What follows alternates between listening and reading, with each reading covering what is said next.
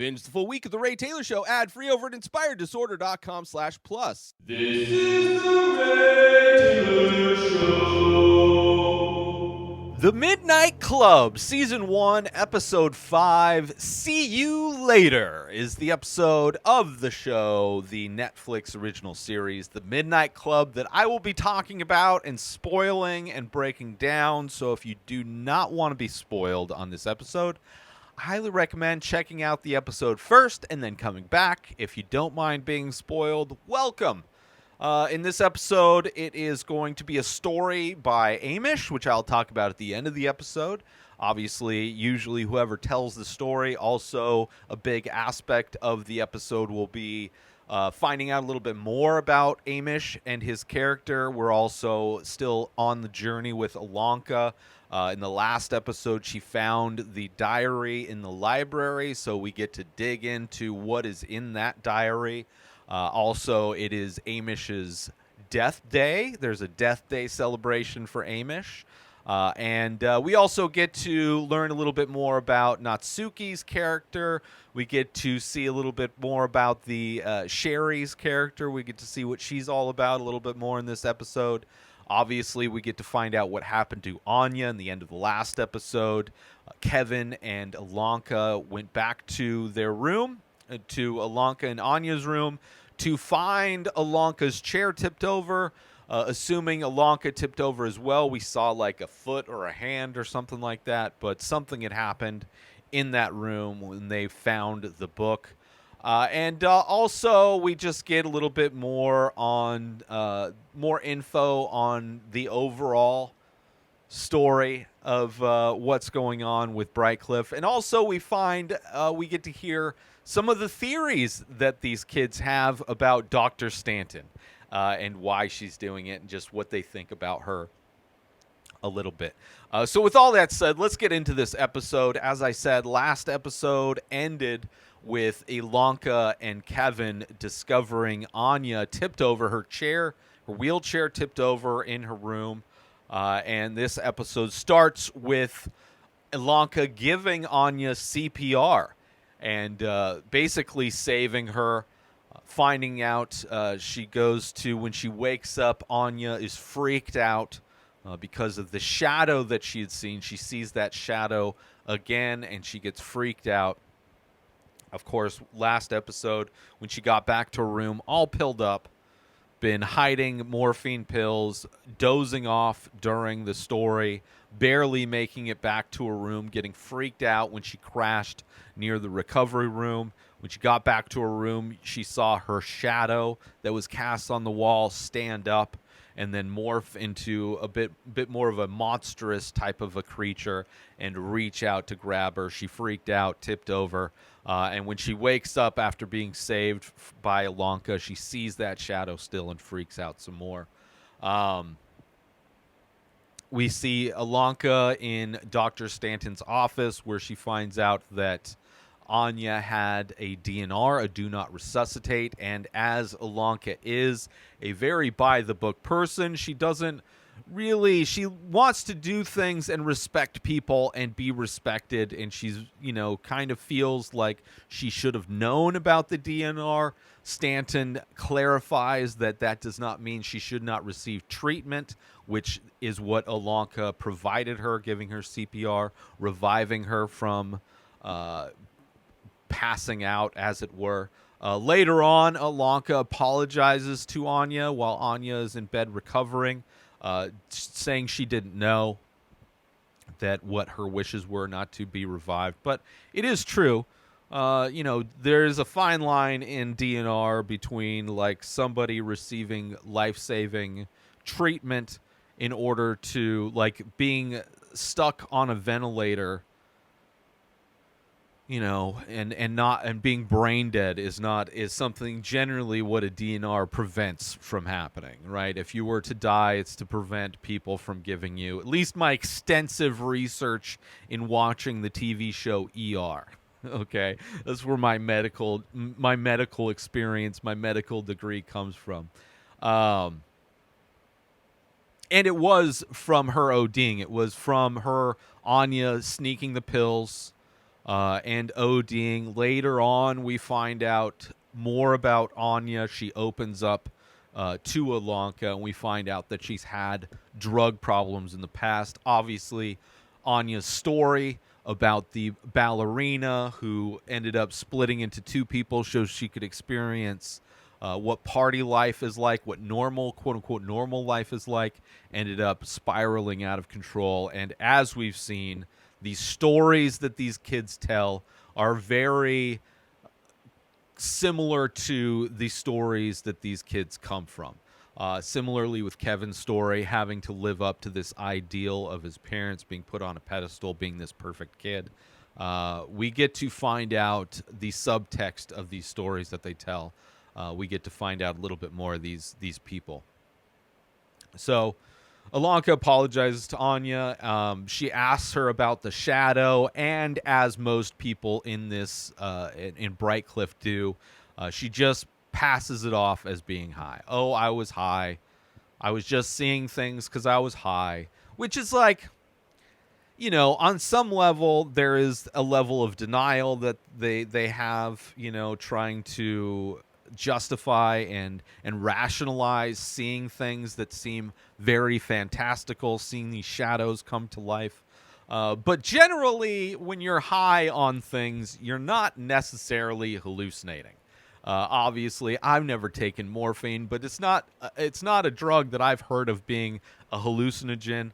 Later on in this episode, these characters eat some weed brownies, and that is used as an excuse to have hallucinations, which I've definitely taken plenty of edibles in my day, smoked plenty of weed, never had any kind of hallucinations to that degree. But it's easier to write off seeing something abnormal as a hallucination than it is to believe that a shadow is going to attack you. So there is that kind of, having to justify seeing crazy things in the real world. So anyway, she kind of squares. Ilonka kind of, apologizes to Anya, and also hoping that she can get more out of her. She wants to connect with her, which she's definitely brought down her walls during Family Day, kind of let her in, and we find out how protective Anya is over her friends, the people that she's at Brightcliffe with.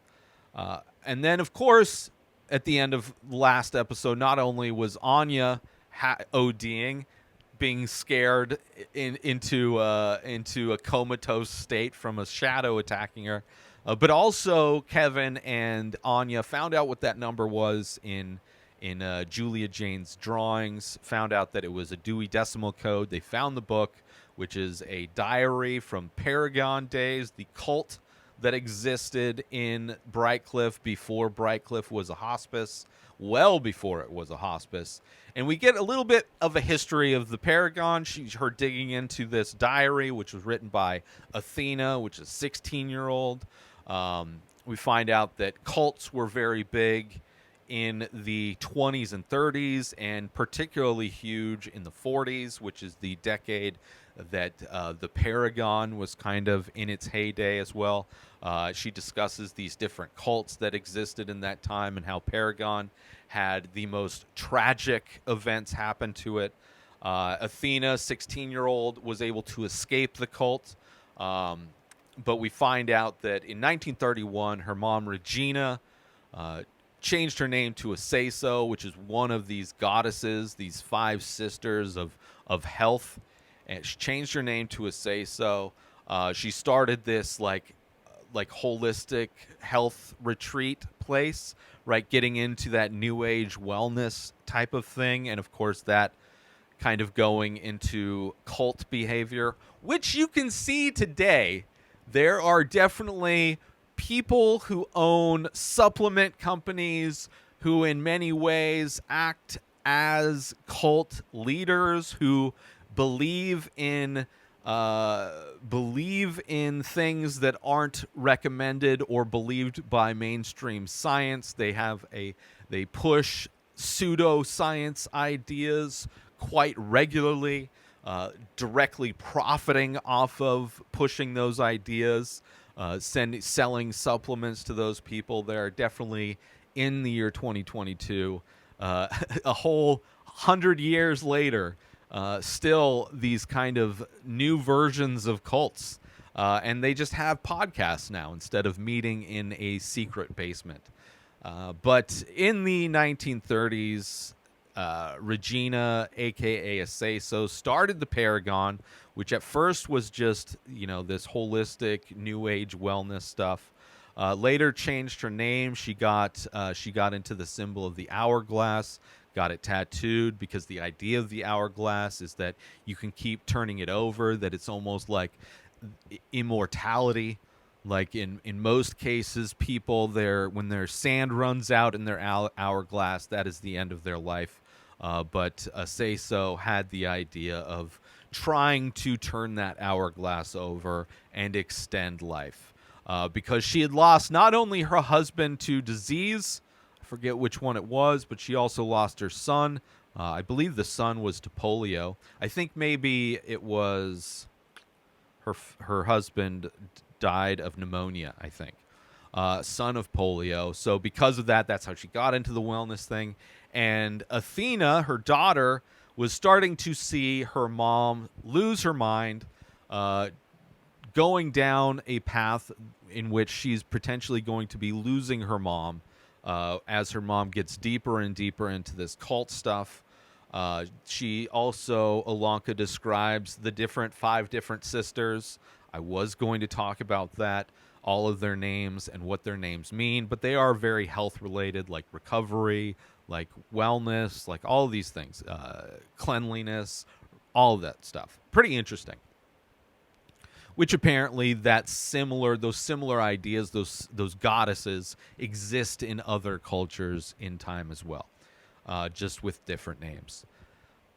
So eventually this cult gets to blood sacrifice, where they're sacrificing goats, drinking the blood of goats. And of course, it gets to a place where her mom's going crazy. Athena ends up sneaking the kids out. Of course, all this stuff is going on at Brightcliffe, before Brightcliffe was a hospice. And so Athena sneaks all the kids out as her mom is doing this ceremony, where it ends up, Athena escapes with the kids. She ends up getting the cops. Cops investigate, don't see anything, but finally use that secret button in the elevator to check the basement, which they didn't initially believe Athena, but they go and they find that everybody died. That Aceso, her mom, poisoned everybody. Of course, she's giving the cops excuses that she accidentally gave them the wrong flowers. She used the wrong herbs. But, of course, Athena knows the intention was for them to be sacrificed. She's just upping the ante in the sacrificing that she's doing, trying to find immortality, right? Trying to find a way to turn that hourglass over to extend its time. So that is kind of the origin story of what that second basement was used for. We see that this is all being described to Kevin, Ilonka describing what she read in the diary to Kevin, and saying that Julia Jane later on, when Stanton bought the house, she tried to get rid of everything, but of course there were still things like the basement she wasn't able to get rid of. And later on, Julia Jane found this basement, found the diary, and used that diary to not only start the Midnight Club, but also to do whatever was in those diaries, follow those instructions. And in Ilonka's eyes, the way she's connecting those dots is that Julia Jane used the teachings that were in this diary to cure herself of her cancer, right? Because everybody is desperate to find a cure, not to die, to turn that hourglass over, especially these young kids who are in this hospice dying of different cancers and diseases. Kevin says that, like, he's tried many things, crazy things, in order to do the same thing, and that it's like he's not as hopeful as Ilonka is. But Ilonka, despite being a very rational person, despite being somebody who is very by the book, and she is definitely jumping to conclusions, right? She assumes that Julia Jane, one, was cured as opposed to misdiagnosed. Two, she believes that Julia Jane was cured by these rituals that happened, which there's no proof of that, right? There's proof that she found these diaries clearly, that they were important to her at some level, but there's no actual, like, it is that using a truth that happened where there was this girl who found these things, and for whatever reason, the cancer that was thought to have been there was no longer there. Whether you describe that as a cure, whether you describe that as a misdiagnosis, whether it was from these rituals that Julia Jane did or from something else, those are all like theories, right? As most conspiracy theories are, right? There's a bit of truth, but the narrative that you create to make that truth plausible, to make that a reality, is very much fictional in a lot of ways, right? To suit a purpose, to suit a narrative, right? Like the idea of, to go back to a similar thing that cult leaders who own supplement companies during the pandemic were all about pushing a theory that was, jumping to conclusion. This whole ivermectin thing, which is a dewormer, doesn't do anything against a virus, but your body's able to fight against a virus if it also isn't fighting against parasites that are inside of you. So the studies that they pull up are studies of people where they have a lot of parasites, where it's like not as developed of a society as we are living in the United States, and getting dewormer helped them. But for people that do not have parasites, taking dewormer doesn't do anything to stop a virus, right? It's like taking these truths and wrapping a narrative that suits your purpose as a way to not buy into mainstream science, to have some pseudoscience, some like, oh, there's this different way that they're not talking about, right? And the way they frame it is very complementary to the narrative that they want to push, right? And you see that same thing, same idea with Ilonka falling victim to this confirmation bias, assuming that this diary and the things that they were doing are going to lead to her being cured, right? She's looking for ways to prove her theory that Julia Jane was cured of this cancer, and she's finding things to prove that point, to prove that narrative, which is not how you go about scientifically uncovering things. But interesting how it's illustrated in this. So anyway, Ilonka telling Kevin this as they're setting up for something, which we find out is a death day celebration for Amish, which we will get to in a bit. But that's what they're doing, setting up on the beach as she's telling Kevin all of these things that she found in the book, and connecting the dots.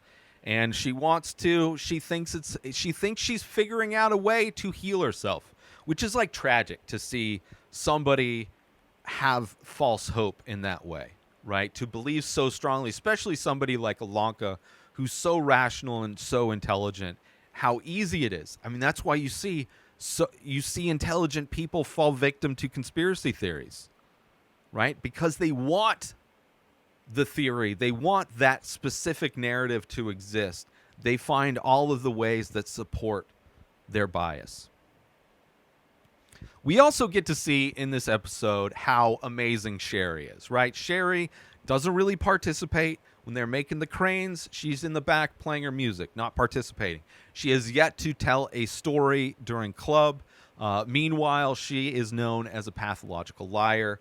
She may or may not have a mom that works in Hollywood, a dad that, has jobs that take him all around the world. Both of her parents never show up. We don't know how real that is, but that's kind of what she's putting out, that she comes from a family, very wealthy family, but they're the type of wealthy family that couldn't be bothered with their own daughter, especially as she's dying in some hospice. Never showing up, didn't show up to Parents' Day, but sending these very lavish gifts. But we see the type of person Sherry is in this episode, which is so heartwarming. We see a scene where Ilonka is going back to her room, and Sherry just stops her for a moment and asks her to come over to her door, and she measures her head really quick. And then later she gets a package delivered, and Ilonka's there asking what she got, and she's talking about how her mom is working on this movie, and there's this amazing wig maker called Molly Blake that makes these $100,000 wigs, and this is the wig that she made for me, and she designed it off of pictures that I had for back when I had hair before my chemo treatment. And we find out that she had her mom get a wig made by this famous wig maker, Molly Blake, for Ilonka, because in the last episode when Kevin was going off to prom, Ilonka mentioned that she missed her hair. Like one of the small things she misses from her life, the reality of her existence post-cancer treatment, she misses her hair. And we see how amazing Sherry is, taking that in, reaching out to her mom, which she clearly doesn't have a very good relationship with, but was able to get this wig made. She snuck into her room, stole pictures out of her room to make sure it was designed correctly. She got the measurements, snuck around.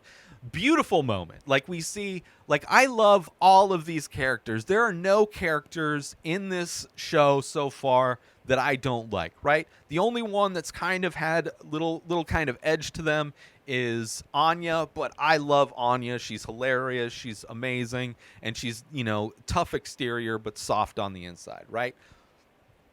Dr. Stanton, she's fine. She's good. She's in charge of this thing, but she's not bad. Mark, the nurse guy, he's cool. Trying to help out Spence, trying to relate to Spence, trying to get Spence to kind of recontextualize his relationship with his parents.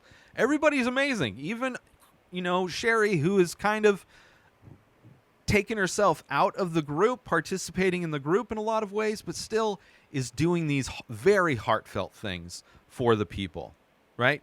No bad people so far in this show. All amazing people. And to see Sherry get this wig made for Ilonka is heartwarming as hell. We also get to see later on at the death day celebration for Amesh. Amesh mentioned in group therapy that he is mourning the fact that he won't be living long enough to play this new revolutionary game system that's coming out that plays off of CDs only, no cartridges needed, the original PlayStation. And he's probably not going to live to actually play that. And her dad, working in Japan, really good friends with the people at Sony, she gets him a PlayStation before it's ever released in the United States. Like the sweetest person, Sherry, who is also similar to Anya, very guarded with who she is, not participating. She's not as bristly as Anya is. She's not as standoffish and shit-talky as Anya is, but she definitely has similar walls, like not knowing when she's telling the truth, when she's lying, not participating, keeping people at distance in her own way, but clearly has so much love for these other people that are there with her. Kind of the only family she has in a lot of ways. Let's take a little break from the show to promote gift certificates. If you want to purchase artwork for somebody, you have an art lover in your life, and you think they would like my art, but you don't know what painting to get them. I have over 2,000 original pieces of art for sale in my store, along with shirts and fingerprints and other things. So I can understand that being a bit daunting if you're trying to buy something for somebody else. Give them the gift certificate, and then they can go to my website, inspireddisorder.com, and they can buy whatever paintings they want. They can buy whatever prints they want. They can buy t-shirts. They can buy hats. They can buy all the different merch, gift certificates, which are available currently at inspireddisorder.com. And now let's get back to the show. So Amish's death day celebration. They're on the beach. It's hosted by Spence, which he's got a script that was written by Amish, and he is told to follow the script. You even see Amish moving his mouth along while Spence is, performing off of this script, hosting this ceremony. And part of this death day ceremony, he was not supposed to live longer than a year, and it is a year on this day, and he is still alive, and he's wearing the suit that his parents got him to be buried in. He says it's supposedly a good suit, but it's not really his thing, so he ends up taking off his suit, stripping down to his underwear. You can see his, I don't know what that's called, like a catheter type of a thing that's in his chest for his medication, I assume. Maybe transfusions. Dangling off of his chest, wearing his boxers, and throws the clothes in a hole, and they bury the clothes as a ceremonial thing of him living past his death day and showing the people that the shirt he wants to get buried is a t-shirt that says "Game or Die" on it, which obviously Amish, huge gaming fan, designing his own video game. That definitely makes far more sense for him to be wearing that t-shirt than it is for him to be wearing some suit. And one of the things that's on Amish's death list, as it were, his bucket list, is to get high. So somebody made weed brownies. So everybody, including Sandra, even the Jesus freak, eating these weed brownies, everybody's high. This is where they're talking about their different theories on Stanton. They ask, like, do you think she smokes weed? And Sherry's like, well, look at this place. She's got to have something. And she doesn't seem like somebody who gets drunk. So definitely they think that she smokes weed. We hear Natsuki have a theory that she lured all of the kids there to suck their energy out and put their souls into little dolls and make the dolls dance and do tricks. And the dolls are too small, so they can't reach the doorknob to actually get out. Like, obviously very creative kids. They spend a lot of time writing stories, listening to stories. And when you're high on weed, the ideas and tangents your brain can go on creatively are definitely fuel for this kind of stuff. So very interesting theory from Natsuki. We have a theory from Sandra that it's like, oh, it's a combination of like Hansel and Gretel and I forget the other one. She's like, she just lured us here to bake us into pies. And Spence laughs. She's like, oh, she's so high. And then he's like, what was it? Death Pie Day? What is it? No, Death Pie High. She's like, oh, I got a story, Death Pie High, about a lunch lady that got screwed over at a bake sale, and she's plotting revenge on all the kids. Oh, it just writes itself, which is hilarious. Everybody high. The performances, great. Buy it. I buy it that they're all high. Death Pie High. And then we have Amish and Natsuki kind of going off on their own, having a little conversation. Natsuki showed up a little late to the death day thing. Apparently, she's been spending a lot of time in her bedroom. We find out that she suffers from clinical depression, and that the event that happened to Anya ODing kind of triggered that in her, and she hasn't really been socializing. That's why she was late. Amish is makes sense. It makes sense that somebody might be clinically depressed, being in a hospice for kids who are dying from, severe, like untreatable illnesses like cancer and AIDS. So they kind of bond a little bit more. Amish opens up about him being extremely scared that he's not going to ever see his parents before he dies. Obviously, we found out during Family Day that there's an issue with getting them into the country. And with his death day coming up, he was really scared that he wasn't even going to make it. So he's been freaking out. And the only thing he really wants is to get the girl and to save the world, right? The heroes, kind of the video game hero's journey to get the girl and save the world. And she's like, oh, that's all you want. Okay. But like, clearly they're bonding. They're kind of, she gave him that little look, right? The same kind of scenario where Ilonka was telling Sherry she missing her wig when they're saying goodbye to Kevin when he's going off to prom.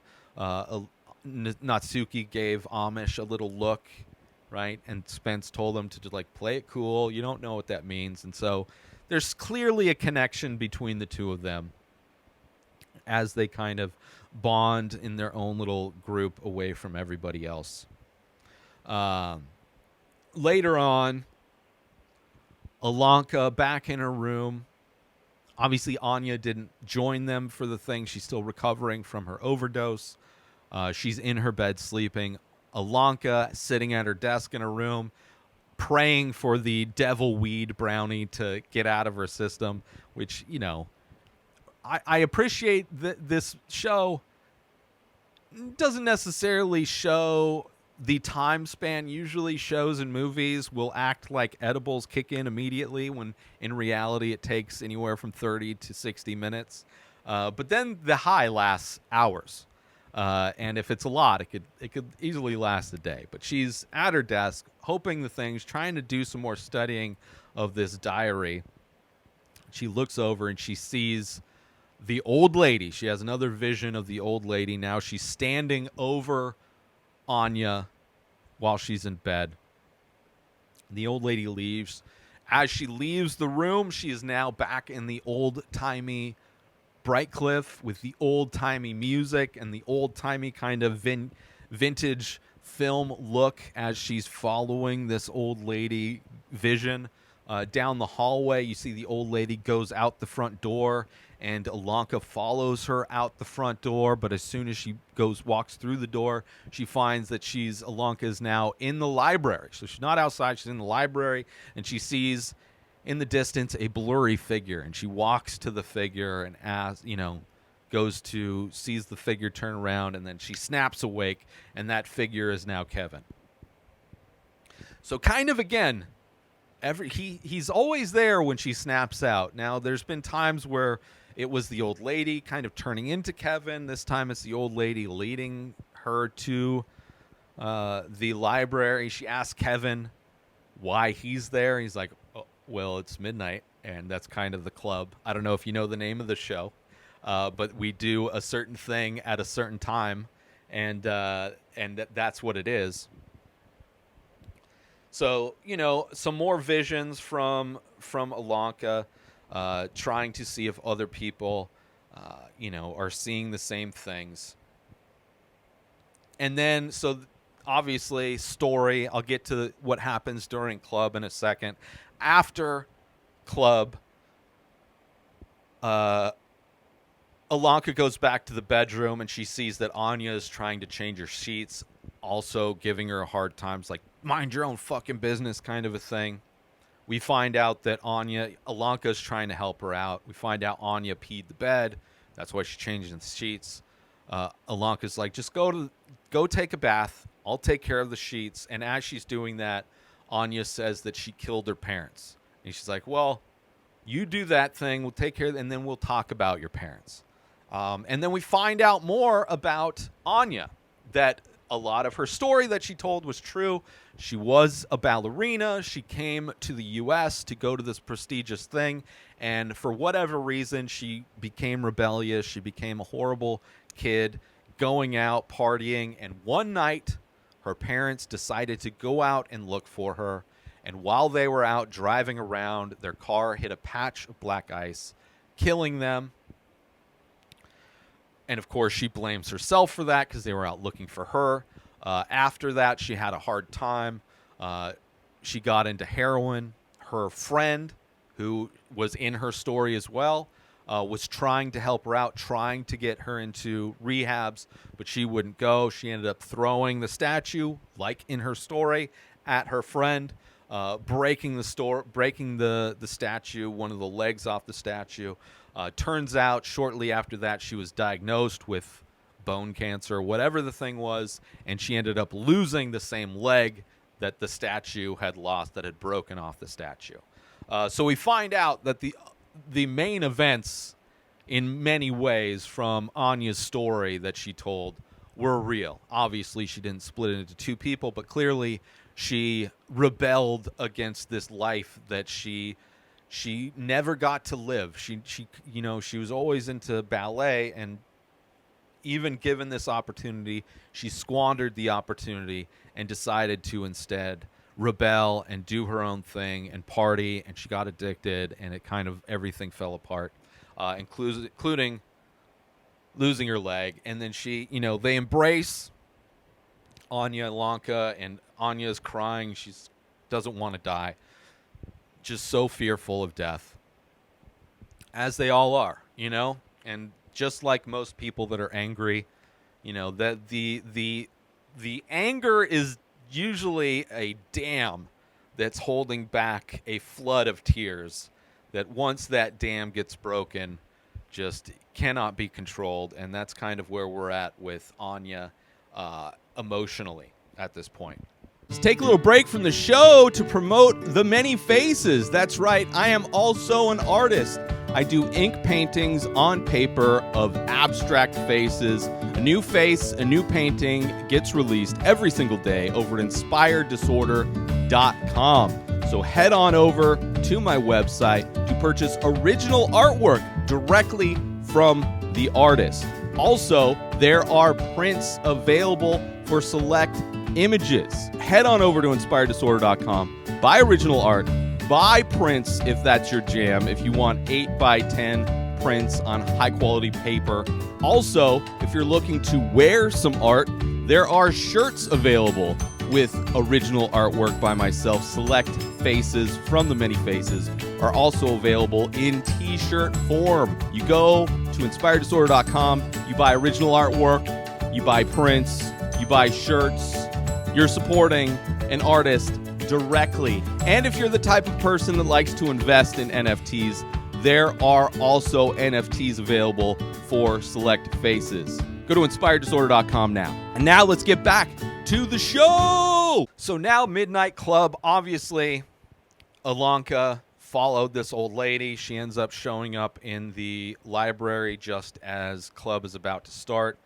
As they all kind of go to the table, Ilonka asks if anybody else heard the music, because obviously not only was there the old-timey Brightcliffe, but the old-timey music was playing. She tells everybody that she saw an old lady and that was standing over Anya and then followed her there. And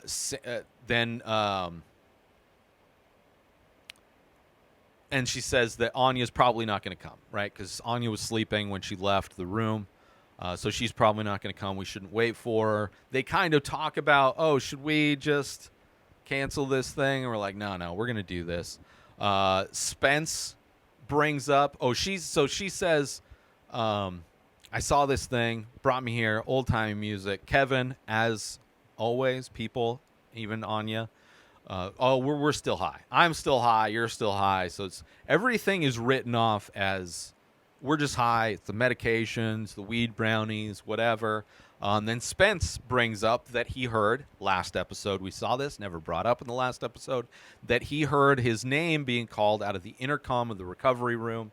And that's when Sandra kind of perks up as she's kind of dozing off, going to sleep, as edibles can do. Definitely passing out, sleeping, very amazing thing to do when you're on edibles. Sleep is amazing.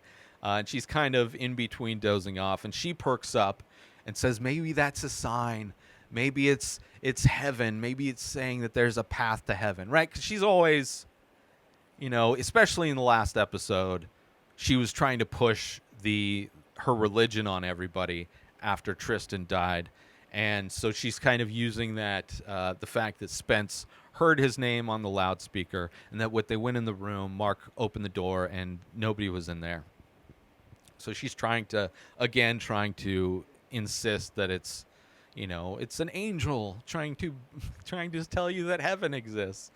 And of course, people, even though Anya's not there, they're like, listen, if Anya was here, she would say that's BS. If they could say your name, they could say something else.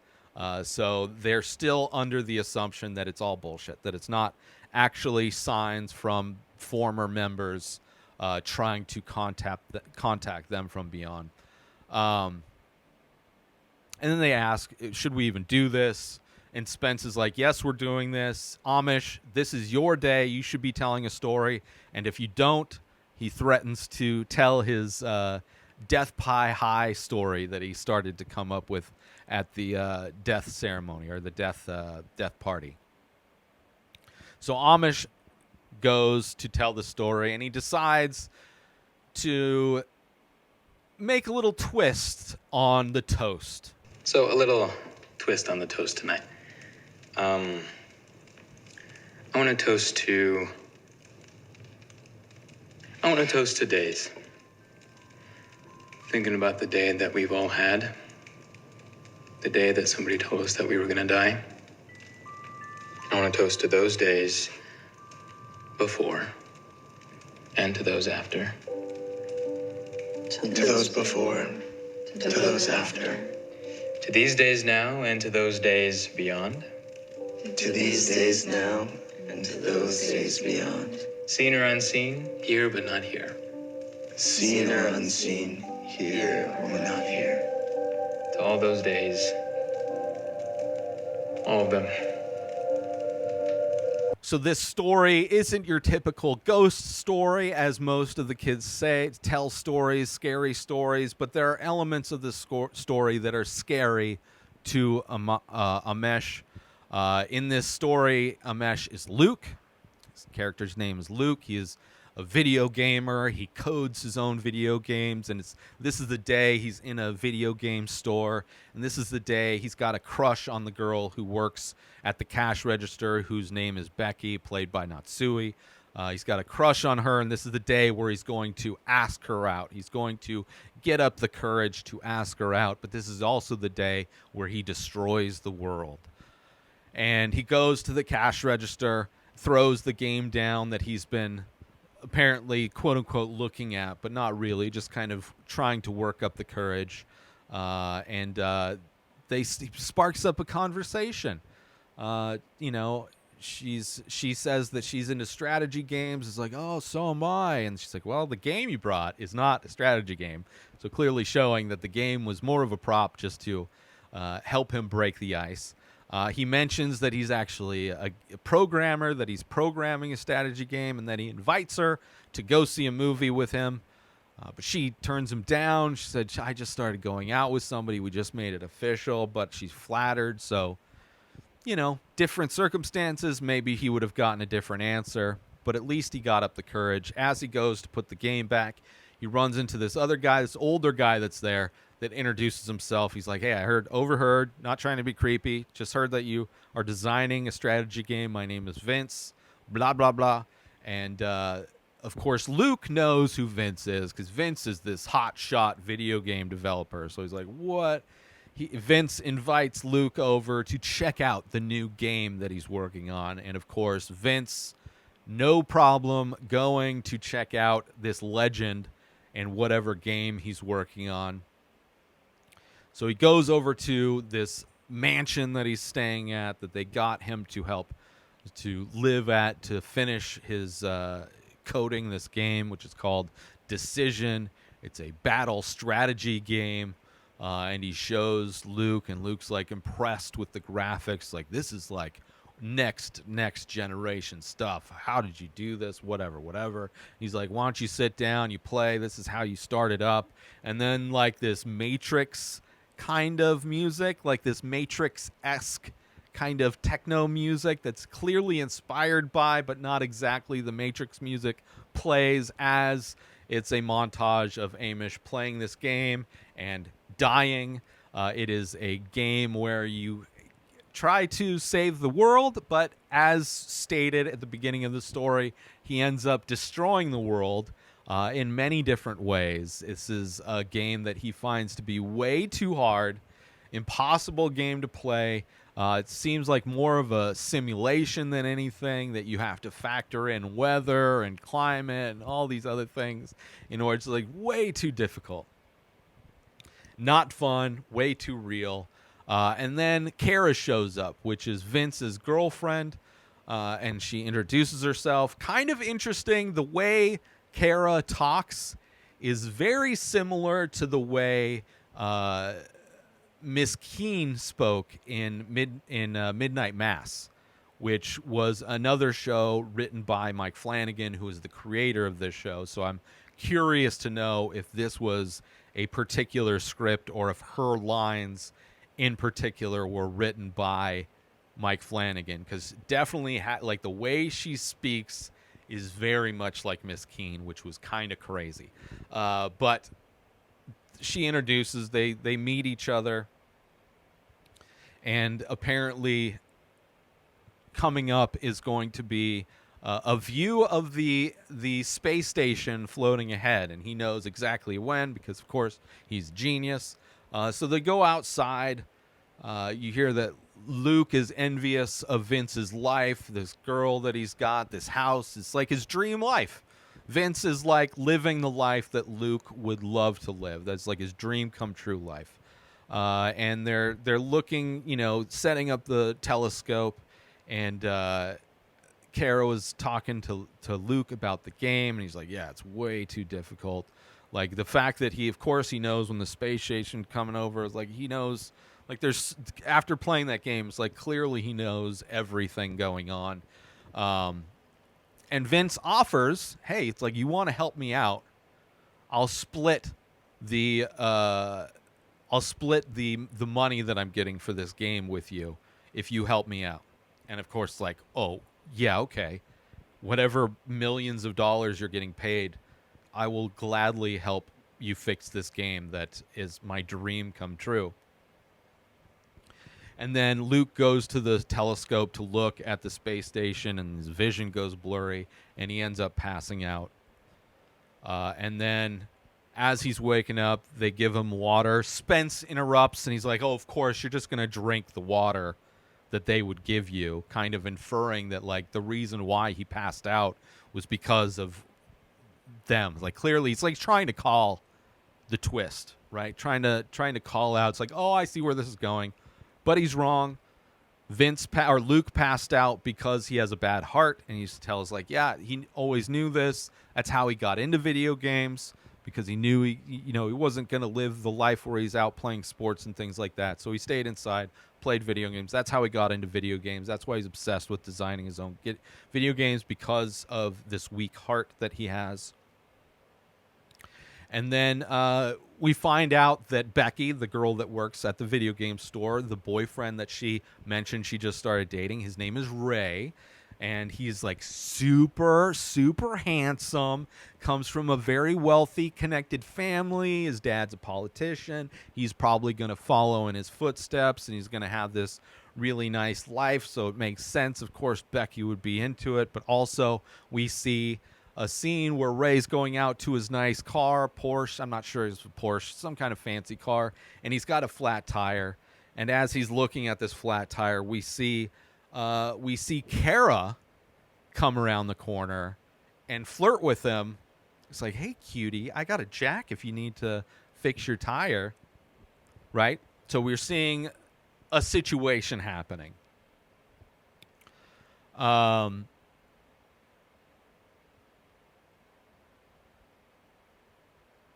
And then we also see Luke going over daily to Vince's house to help with the game. He gets to the quote-unquote what seems to be the end of the game, and he's like, okay, so now what do I do? I'm in the space station. I got evac'd as everything burns below, but what do I do now? He's like, does another game start? What's happening? And Vince is like, yeah, I don't know. What happens? And then these lights show up on the screen. Like, he's looking outside of the spaceship at the world that's burning below, from nuclear fallout or whatever. And then these like kind of lights orb around, and then it flashes to white. And he's like, "What is this? Is this how it ends? What are those like? What are those like aliens? Like, I don't like this. This is stupid, right? Super critical of how it ends. Doesn't make any sense. What is this? I don't like this." And then, of course, this is where Sandra perks up. It's like, "Oh, those were aliens. Or those were angels, weren't they? I bet they were angels." And Amesh was like, No. They called them Illumini. They're Illumini. And so that's what they're called. Later he goes. Becky opens up. He goes in to buy some games at the game store. Becky opens up and about Ray. Ray's cheating on her with an older woman. Obviously, as we saw, probably Kara, right? She was flirting with him. And she's breaking down, talking to Luke. They kind of form a bond of friendship as she opens up to him. And then as Luke goes out to his car after having this talk with Becky, he gets confronted by Ray. Pushed him up by the car. It's like, I know what you're trying to do. You're trying to set me up. And out of nowhere, Kara shows up and pushes Ray away. It's like, "What are you doing? We got caught. Okay, we got caught. They found out you're cheating on me." He's like, "I never touched you. Like, this is all a setup. This is all bullshit." And Kara's like, "Wait, who told you that it's a setup?" And he's like, "Frederick told me." And then she's like, "Oh no." Right? They go to Vince's house. They walk in. Kara and Luke walk into Vince's house, and on the cutting board is a heart with a knife stabbed through it, right? Stabbed into like a little cutting board. And they're like, "What the hell?" It's like, "Oh, it's formaldehyde." This is like, "Oh, it's just a sign showing that he has Vincent."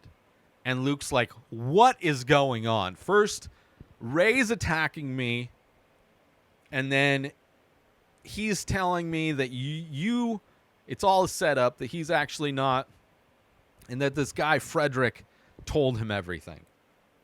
And she's like, "Okay, I'm going to tell you a story." Kara's like, "I'm going to tell you a story, Luke, right? And you're just going to have to bear with me."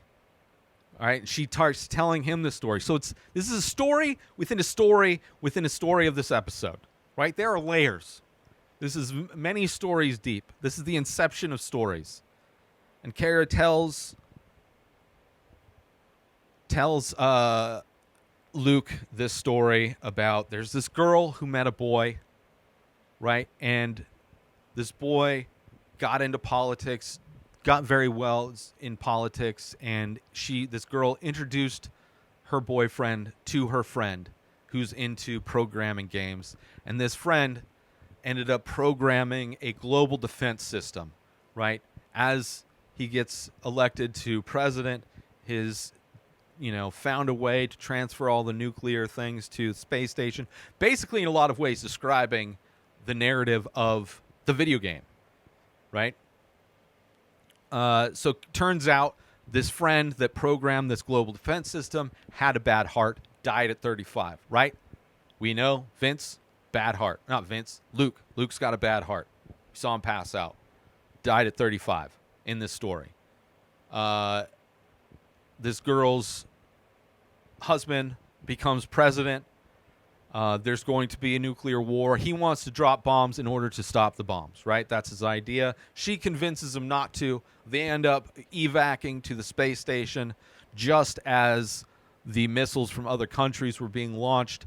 As they get there, he ends up launching the missiles, but it's too late. So they're all trapped up in the space station while nuclear fallout happens in the world, very similar to what we saw Luke at the end of the game in the space station, world burning below. Now what's happening, right? Same thing in this story. So they evac to the thing. World's dead. We're up here. Her husband snaps. President snaps, losing his grip on reality. Just as that happens, these lights come, as we saw at the end of the game. And this is actually where Sandra perks up. She's like, "Oh, they're angels." And he's like, no, they're Illumini. That's what Kara calls them, the Illumini. right? These aliens, they came back and they gave them an opportunity to go back and fix things, to change things, to make sure that this doesn't happen again. And she's like, and that story is real, and that story is what happened to me and what happened to Vincent and happened to Frederick. I, Kara, am actually Becky as an older woman. Okay? Frederick is Ray as an older man.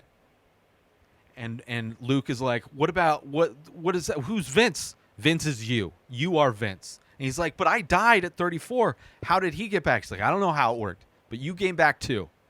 Okay? So that's where we find out that Vince is Luke, Kara is Becky, and then this Frederick guy basically told his younger self, they're setting you up. Right? So she doesn't know how he came back, but you came back to teach yourself, right? Obviously, brought him, fix this game, simulator of what really happened in the world. But like, he brings his younger self in to try and fix this problem before it happens again. Amazing layer to the story of this time travel story, right? So he came back to kill to teach yourself, and Kara is like, I'm going to kill Ray. That's how I'm going to do it, right? Because if Ray dies, then he won't become president, and this whole thing can be avoided, right? If he becomes president, he won't bring Luke in. He won't bring you in to design the games. All this stuff will be changed. Cut to Frederick, older Ray, has Vincent, older Luke, tied up, right? Tied up, bloody. What's going on? Trying to convince him. It's like, what are we doing? We're trying to stop this thing. And it's like, Frederick knows, like, I know what's going to happen. I know she's going to try and kill me, right? He's still flipping out, knows that what her plan is. And Vince just tells him, it's like, listen, just do what you're going to do, right? And of course, Frederick wants to kill Vince and does. Stabs him in the heart. So Vince dying again. This time he's not scared. He's died before. He's been there before. This is his second chance. At least he knows that he made an attempt trying to teach his younger self to hopefully find a different path. So as he's dying, he's not scared. He's kind of comforted, knows what's happening. And then Luke realized, like, well, I just won't play the game. If I don't play the game, if I don't do the code, then this won't happen. Right? I will win by not playing. And Kara's like, no, this is what I'm going to do. I'm going to kill Ray. Tells him to get out of the car. They're Ray confronting Becky. Whatever. She drives the car. Luke gets out of the car. Kara drives the car, going to run over Ray. Right? Becky jumps in, pushes Ray out of the way because Luke told him to watch out. Becky heard him, pushes Ray out of the way. So Kara ends up hitting herself, her younger self. Kara hits Becky with the car, right? Ray runs over to help. Kara goes to choke Ray. And Luke comes over to help Becky, who is bleeding, dying on the street.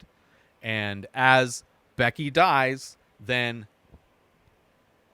Kara disappears, right? So Ray no longer being choked. Kara disappears. Ray sits up, and now it's Ray and Luke mourning over the death of this girl that Luke was friends with and Ray was in love with, right? Becky's dead. Killed herself, right? Older self unintentionally ran herself over, intending to kill Ray. Killed herself instead. Didn't work out how she wanted it to go. And so Luke decided never to code. He never coded. It's like we see how these people grow up, they get older, and we see that Vince, or Luke, I should say, as he's older, sitting on a bench with Ray. Ray is older. He became president anyway, but because he saw Becky die, he looked at death in a new way, and Luke never designed the game. Right? So they never got to the place where nuclear fallout would happen, and they kind of avoided that catastrophe that the Illumini allowed him a second chance to come back. Right?